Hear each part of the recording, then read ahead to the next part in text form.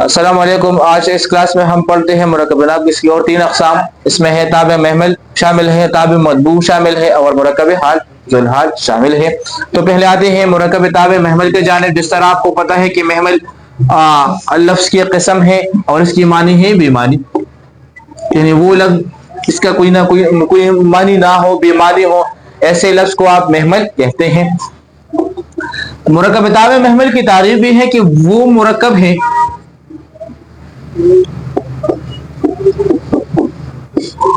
जिसमें एक बामानी लफ्ज के साथ दूसरा बेमानी लफ्ज आ जाए और यह जुबान गुफ्तगू रोजमर्रा के मुताबिक हो, तो ऐसे मुरक्कब को कहते हैं ताबे महमल। यानी ये जो दूसरा बेमानी लफ्ज है इसका कोई किरदार इसमें नहीं, बस किरदार इसका जो ये है, ये जो लफ्ज है बामानी लफ्ज है, कलमा है, उस पर ताकीद पैदा करते हैं, उसके लिए आते हैं, नहीं उसके ताबे हैं। मसलन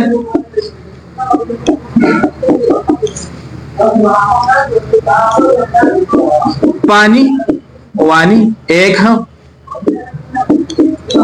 चाय वाई, गलत सलत। इन तीनों मिसालों में आप देखिए, एक है बामानी लफ्ज में पानी है, चाय है, गलत है। इसका मतलब हमारी समझ में आते हैं। और ये जो दूसरा लफ्ज है वानी वाई सलत, ये महमल है, यानी बेमानी अल्फाज है, इसका कोई यहाँ पे रोल किरदार नहीं है, लेकिन ऐसे मुरक्कब को कहते हैं ताबे महमल। ठीक है। दूसरा मुरक्कब इस यहाँ पे आज है ताबे मदबू भी कहते हैं, उसको ताबे मौजू भी कहते हैं और इसको मुरक्कब मौजू भी कहते हैं। ताबे मौजू का मतलब क्या है? ये वो मुरक्कब है जिसमें एक बामानी लफ्ज के साथ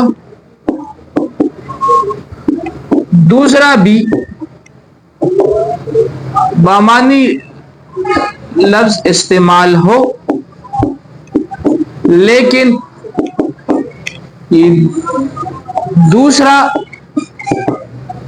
बामानी लफ्ज अपनी मानी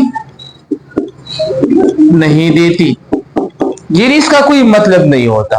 जो असली मानी है इस दूसरी बामानी लफ्ज का, यहां पे वो मानी नहीं देते, ये सिर्फ ताबे होते हैं अपने मतबू के। मसलन कैसी?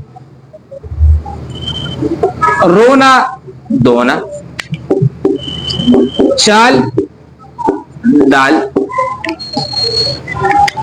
अब इन मिसालों में देखिए, रोना मानी है, ये बामानी लफ्ज है, धोना भी बामानी है, लेकिन असली मानों में यहां इनकी रोने के साथ इस्तेमाल नहीं है, ये ताबे है रोने की, यहाँ दोनों इस मानों में इस्तेमाल है।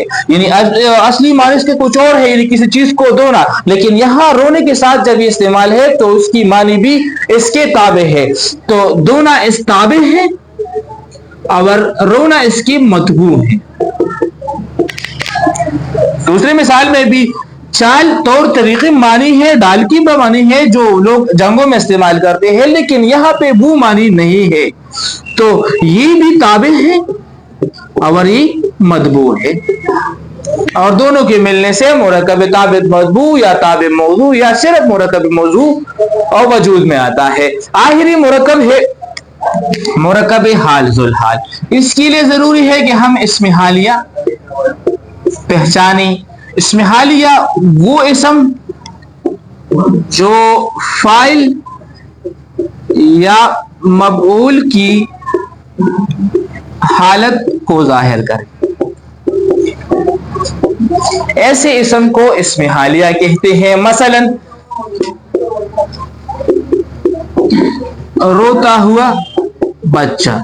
अब देखिए, बच्ची की हालत जाहिर है इस लफ्ज से, रोता हुआ से, तो रोता हुआ इसमें हाली है, इसमें हालिया है, और जिसकी हालत जाहिर हो इसको कहते हैं ذوالحال.